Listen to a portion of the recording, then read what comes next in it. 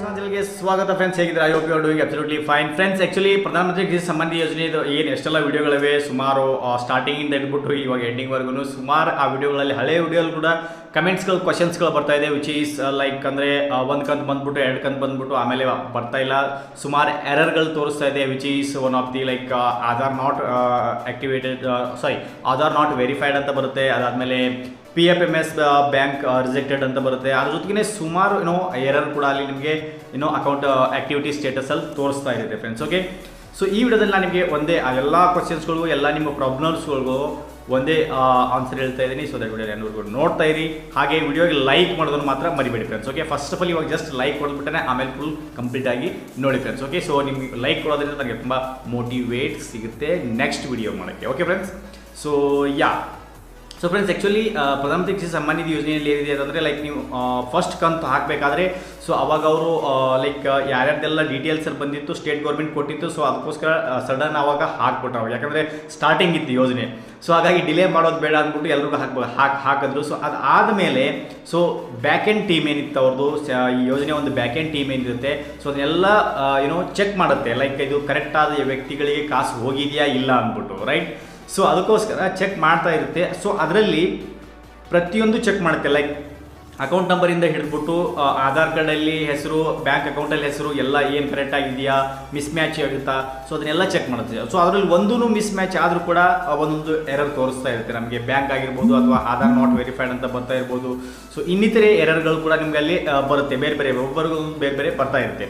So ಅದಕ್ಕೋಸ್ಕರ ನೀವೇನು ಮಾಡಬೇಕು ಅಂತಂದರೆ ಫ್ರೆಂಡ್ಸ್, ಆಧಾರ್ ನಾಟ್ ವೆರಿಫೈಡ್ ಅಂತಂದ್ರೆ ಬರ್ತಾ ಇತ್ತು ಅಂದರೆ, ಯಾರ್ಯಾರಿಗೆ ಆಧಾರ್ ನಾಟ್ ವೆರಿಫೈಡ್ ಅಂತ ಬರ್ತಾ ಇದೆ ಅಂದರೆ ಅವರು ಆನ್ಲೈನ್ ಮುಖಾಂತರನೇ ಇದನ್ನು ಪರಿಹರಿಸ್ಬೋದು. ಲೈಕ್ ವಿಚ್ ಈಸ್ ನೀವು ನಾನು ಲಾಸ್ಟ್ ವಿಡಿಯೋದಲ್ಲಿ ಹೇಳಿದ್ದೀನಿ ಆ ಥರ ನೀವು. ಓಕೆ, ಫಾರ್ಮರ್ಸ್ ಕಾರ್ನರಲ್ಲಿ ಹೋಗ್ಬಿಟ್ಟು ಎಡಿಟ್ ಬೆನಿಫಿಷರಿ ಟೆಸ್ಟ್ ಅಂತ ಇರುತ್ತೆ. ಸೊ ಅದ್ರ ಮೇಲೆ ಕ್ಲಿಕ್ ಮಾಡಿ ಆಧಾರ್ ನಂಬರ್ ಹಾಕಿ, ಆಧಾರ್ ಹೆಸರಲ್ಲಿ ಏನಿರುತ್ತೆ, ಲೈಕ್ ಆಧಾರ್ ನಂಬರಲ್ಲಿ ಹೆಸರು ಏನಿರುತ್ತೆ ಸ್ಪೆಲ್ಲಿಂಗ್ ಕರೆಕ್ಟ್ ಆಗಿರ್ಬೇಕು ಮೇನು.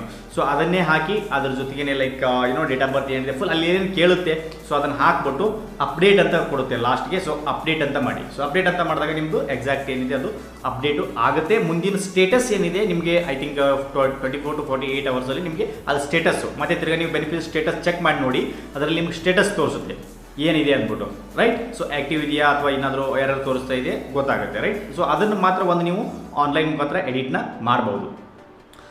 ಸೊ ಇನ್ನು ಮಿಕ್ಕಿದ ಎರರ್ಸ್ಗೆ ಲೈಕ್ PFMS ಬ್ಯಾಂಕ್ ಆಗಿರ್ಬೋದು, ಸೊ ಅಥವಾ ಇನ್ನಿತರೆ ಎರರ್ ಏನಾದರೂ ತೋರಿಸ್ತಿತ್ತು ಅಂದರೆ ನಿಮಗೆ ನೀವು ಹತ್ತಿರದ CSC ಸೆಂಟರ್ಗೆ ಹೋಗೋದು ಬೆಟರ್ ಅನಿಸುತ್ತೆ ನನಗೆ. ಯಾಕಂತಂದರೆ ನಿಮಗೆ ಅಲ್ಲಿ ಆನ್ಲೈನ್ ಕೂಡ ಮಾಡ್ಬೋದು. ಸಮ್ಟೈಮ್ಸ್ ಅವ್ರು ನಿಮಗೆ ಡಾಕ್ಯುಮೆಂಟ್ಸ್ PDF ಕೂಡ ಕೇಳ್ಬೋದು. ಸೊ PDF ಕೇಳಿದ್ರೆ ನಿಮಗೆ PDF ಕ್ರಿಯೇಟ್ ಮಾಡೋಕ್ಕೆ ಬರೋದಿಲ್ಲ. ಸೊ ಒಬ್ಬರಿಗೆ ಅದ್ರ ಜೊತೆಗೆ ನಿಮಗೆ ಪ್ರಿಂಟಿಂಗ್ ಮೆಷಿನ್ ಇಲ್ಲ, ಸ್ಕ್ಯಾನ್ ಮಾಡಿ ಅಪ್ಲೋಡ್ ಮಾಡಬೇಕಾಗುತ್ತೆ ಸುಮಾರು ಡಾಕ್ಯುಮೆಂಟ್ಸ್ಗಳನ್ನ. ಸೊ ಅದಕ್ಕೋಸ್ಕರ ನೀವು ಜಸ್ಟ್ ನಿಮಗೆ ನಿಯರ್ ಬೈ ಇರುವಂಥ CSC ಸೆಂಟರ್ ಅಂದರೆ ಡಿಜಿಟಲ್ ಸೇವಾ ಕೇಂದ್ರ ಅಂತ ಹೇಳ್ತಾರೆ, ಅದ್ರ ಜೊತೆಗೆ ಜನ್ ಸೇವಾ ಕೇಂದ್ರ ಅಂತ ಹೇಳ್ತಾರೆ. ಸುಮಾರು 3-4 ಹೆಸರುಗಳಿಂದ ಕರೀತಾರೆ ಅವರಿಗೆ. CSC ಡಿಜಿಟಲ್ ಸೇವಾ ಕೇಂದ್ರ ಆ್ಯಂಡ್ ಜನ್ ಸೇವಾ ಕೇಂದ್ರ ಅಂತಲೂ ಹೇಳ್ತಾರೆ, ರೈಟ್.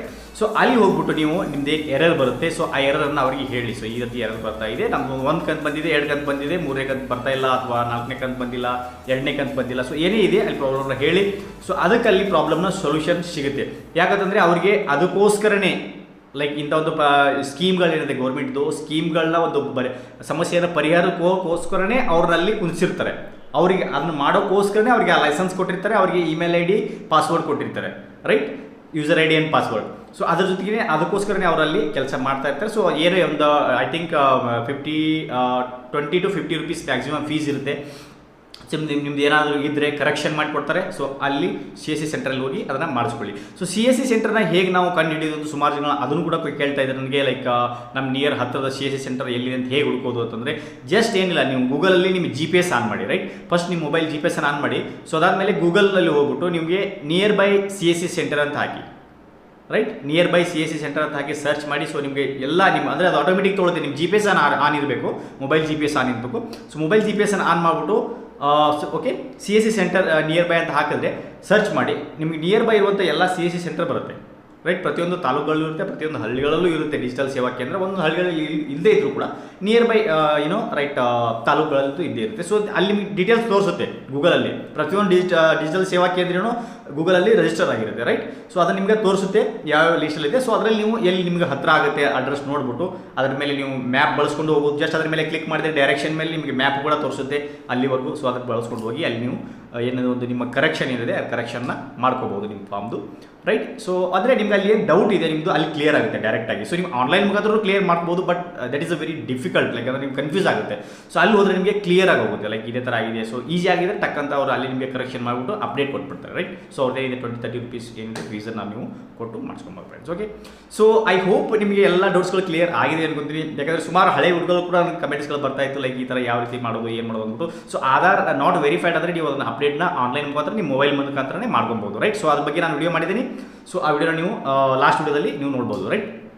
ಸೊ ಅದ್ರ ಜೊತೆಗೇ ಈ ಎಲ್ಲ ಮಿಕ್ಕಿ ಇನ್ನಿತರ ಯಾವುದೇ ಒಂದು ಏರರ್ ಇದೆ ಅದು ನೀವು CSC ಸೆಂಟರ್ಗೆ ಹೋಗಿ ಮಾಡಿಸ್ಕೊಳ್ಳಿ, ಈಸಿಯಾಗಿ ಆಗೋಗುತ್ತೆ friends. Okay, so CSC centre ಹುಡುಕೋದು ತುಂಬ ಈಸಿ. ಓಕೆ, ನಾನು ಹೇಳಿರೋ ರೀತಿ ಗೂಗಲಲ್ಲಿ ಹೋಗ್ಬಿಟ್ಟು ಆ ರೀತಿ ಸರ್ಚ್ ಮಾಡಿ ನಿಮಗೆ ಫುಲ್ ಡೀಟೇಲ್ಸು ಬರುತ್ತೆ friends. Okay, yeah that's it friends.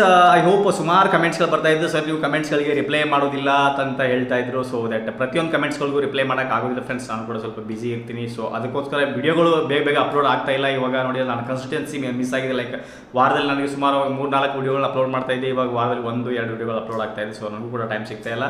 I hope you are understanding my situation ಅಲ್ಲೂ. ಮತ್ತು ಶಿವನ ಒಂದು ಯೂಸ್ಫುಲ್ ವಿಡಿಯೋ ಜೊತೆಗೆ ಈ ವಿಡಿಯೋ ನಿಮ್ಗೆ ಇಷ್ಟ ಆಗಿದ್ದರೆ ಲೈಕ್ ಮಾಡೋದನ್ನು ಮಾತ್ರ ಮರಿಬೇಡಿ. ಆ್ಯಂಡ್ ಸಬ್ಸ್ಕ್ರೈಬ್ ಮಾಡ್ಕೊಳ್ಳಿ ಅಂದರೆ ಇನ್ನೂ ಸಬ್ಸ್ಕ್ರೈಬ್ ಮಾಡ್ಕೊಳ್ಳಿ ನಮ್ಮ ಚಾನಲ್ಗೆ. And yeah that's it. ಮತ್ತೆ ಸೊ ಒಂದು ಯೂಸ್ ವಿಡಿಯೋ ಅಲ್ಲಿವರೆಗೂ ಟೇಕ್ ಕೇರ್, ಬಾಯ್.